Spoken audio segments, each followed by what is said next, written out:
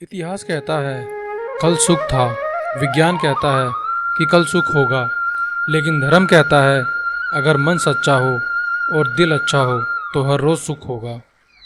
नरक के 3 द्वार होते हैं, वासना, क्रोध और लालच।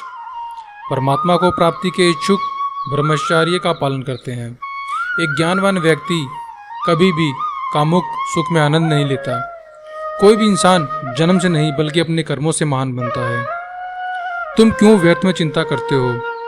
तुम क्यों भयभीत होते हो? कौन तुम्हें मार सकता है? आत्मा ना कभी जन्म लेती है और ना ही इसे कोई मार सकता है। यही जीवन का एक अंतिम सत्य है। जिसने मन को जीत लिया उसने पहले ही परमात्मा को प्राप्त कर लिया, क्योंकि उसने शांति प्राप्त कर ली है। ऐसे मनुष्य के लिए सुख दुख, सर्दी गर्मी और मान अपमान एक से हैं। शिक्षित व्यक्ति के लिए गंदगी का ढेर, पत्थर और सोना सभी समान है। कर्म मुझे बांधता नहीं, क्योंकि मुझे कर्म के प्रतिफल की कोई इच्छा नहीं। समय से पहले और भाग्य से अधिक कभी किसी को कुछ नहीं मिलता। कर्म के बिना फल की अभिलाषा करना व्यक्ति की सबसे बड़ी मूर्खता है। ये सृष्टि कर्म क्षेत्र है। बिना कर्म किए यहाँ कुछ भी हासिल नहीं हो सकता। जो मन को नियंत्रित करते हैं, मेरा तेरा छोटा बड़ा अपना पराया, मन से मिटा दो, फिर सब तुम्हारा और तुम सबके। धरती पर जिस प्रकार मौसम में बदलाव आता है, उसी प्रकार जीवन में भी सुख दुख आता जाता रहता है। लोग अपने अपमान के बारे में हमेशा बात करेंगे।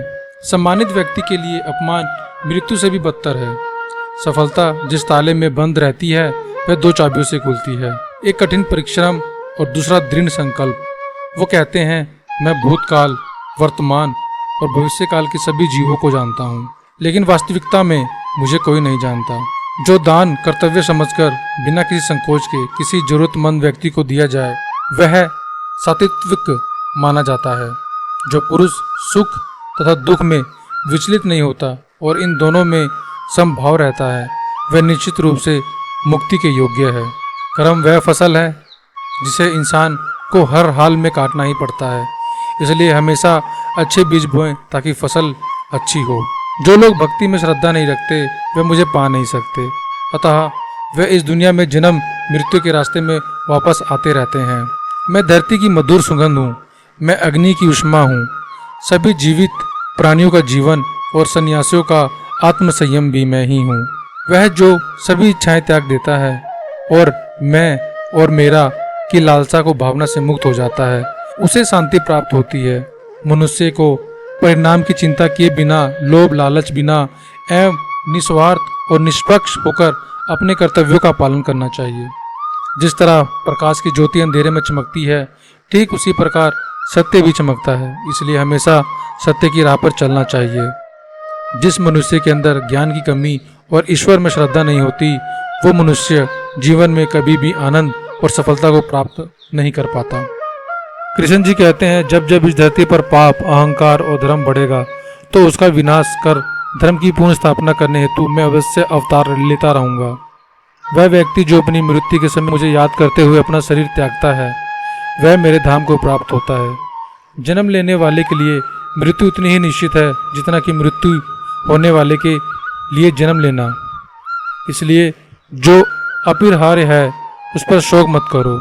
मतलब जो इस दुनिया को छोड़ के चले गए हैं उस पर शोक मत करो।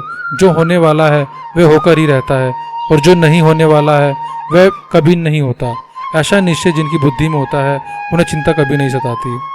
श्री कृष्ण जी कहते हैं जो कोई भी व्यक्ति जिस किसी भी देवी देवता की पूजा विश्वास के साथ करने में इच्छा रखता है, मैं उस व्यक्ति को विश्वास उसी देवता में दृढ़ कर देता हूँ। अच्छे कर्म करने के बावजूद भी लोग केवल बुराइयां ही याद रखेंगे, इसलिए लोग क्या कहते हैं इस पर ध्यान मत दो, तुम अपना कर्म करते रहो। जो मनुष्य जिस प्रकार से ईश्वर का स्मरण करता है उसी के अनुसार ईश्वर उसे फल देते हैं।